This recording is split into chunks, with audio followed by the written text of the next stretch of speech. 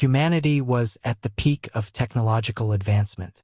The spacecraft was armored with the latest technology, and routine checks were carried out in the starship's control room, allowing it to travel quickly and reliably deep into the galaxy. "Everything seems fine, Captain."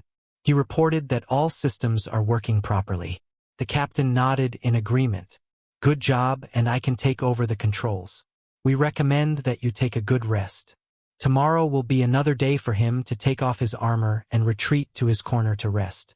A few minutes later, an unusual event broke the silence in the control room. Suddenly, a beam of light engulfed him and instantly carried him out of the control room. When he opened his eyes, he was in a strange place. The landscape around him suggested a different geography than anything he had seen before, but what was strangest was the stillness he felt as he drifted swiftly among the stars. Jesau's armor quickly provided information to scan the surroundings and analyze the situation. "However, I received a warning that the location could not be determined." "That's impossible," he muttered as he looked around. That was unlikely, but his immediate priority was to find a way to survive. He had to find meaning in the uncertainty of figuring out what this mysterious place was about to find and activating the communication system built into his armor. "Do you have contact information?" The system's silence made him a little uncomfortable. "I guess I'm all alone here," he thought to himself. "I wish I could find a way to communicate."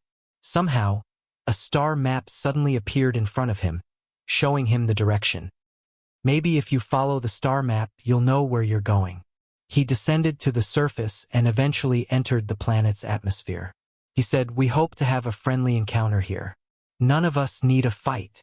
During the craft's descent, Jesau's armor began scanning for nearby life forms. But, as expected, no friendly creatures were found.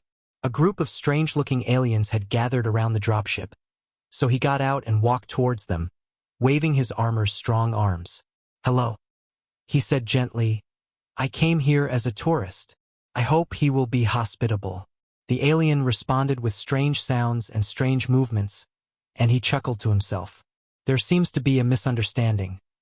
Problems arise as soon as you enter a new planet and observe the reactions of activated aliens." However, his armor's communication system, the language spoken by the alien, was not understood by the armor's translation protocols, and Jesau paused for a moment, then muttered under his breath. It didn't seem like it was a welcome party, so the two of them were chatting. Some looked at him with curiosity, while others backed away, clearly concerned, and others held up their hands peacefully. He approached her and greeted her. He said it slowly, looking into her hopeful eyes. "I'm a very friendly visitor. I don't mean any harm to you." The aliens seemed impressed by his strange and striking appearance, with several circling him and examining his armor with interest. "But there are still obvious concerns that require a little more courage," he continued. "Maybe we can find a way to communicate." "How do you communicate?" The aliens looked at each other, and some began talking to each other. Jesau waited patiently, hoping for the results. Finally, the alien approached Jesau and held out his hand. "Welcome," he said with a smile, and I responded with a simple wave of his outstretched hand.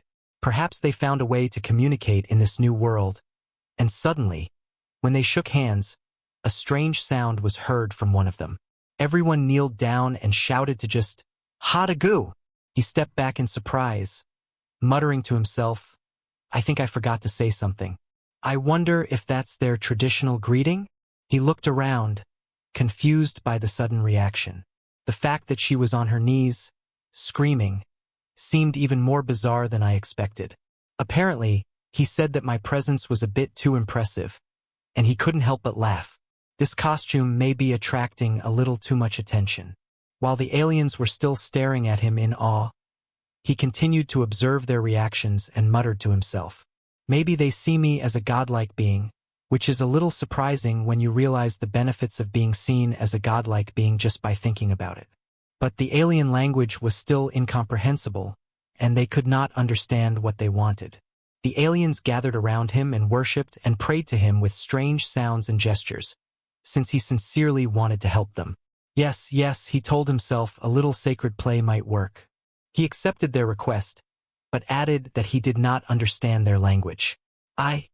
Sorry, he said he couldn't talk to you, but I'm here for you. They seemed to understand his movements and gestures, some nodding in agreement, others using this recognition to their advantage and watching with suspicion, until finally he made an impact on them. I realized that, with their help, I might be able to find my way home. Most of them gathered around him and offered their prayers and wishes. He promised them only universal peace and prosperity, but his main goal was to determine the coordinates to return home and, with their help, somehow leave this planet. But there was a problem. The spacecraft did not have enough power. It was thought that aliens might not be very technologically advanced, so a power source was needed. He proposed a simple way to generate energy using an energy-generating mechanism like a treadmill. He showed the aliens how this mechanism could be used and pointed out simple materials that could be used as energy sources. Following his instructions, the aliens set up a treadmill-like mechanism and began generating energy. Some carried materials, others operated mechanisms, and others built batteries to store energy. I was surprised by this simple but effective way to generate energy. Yes, he said, smiling to himself. Sometimes the simplest solution is the most effective.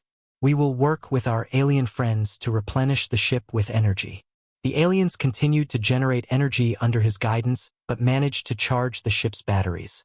He smiled happily as he observed the energy levels from the ship's control panel. Everyone did a great job. Now you can go home. The aliens looked at Jesau and looked at each other with expressions of joy and incomprehension. Yes, I meant home. He made it clear. I'm talking about where I live, which means our spaceship. The aliens were still staring at just in confusion. Perhaps they don't understand the word home. We already had a language problem, he said to himself as he made his way to the spaceship, then turned and addressed the aliens one last time. Hodogu.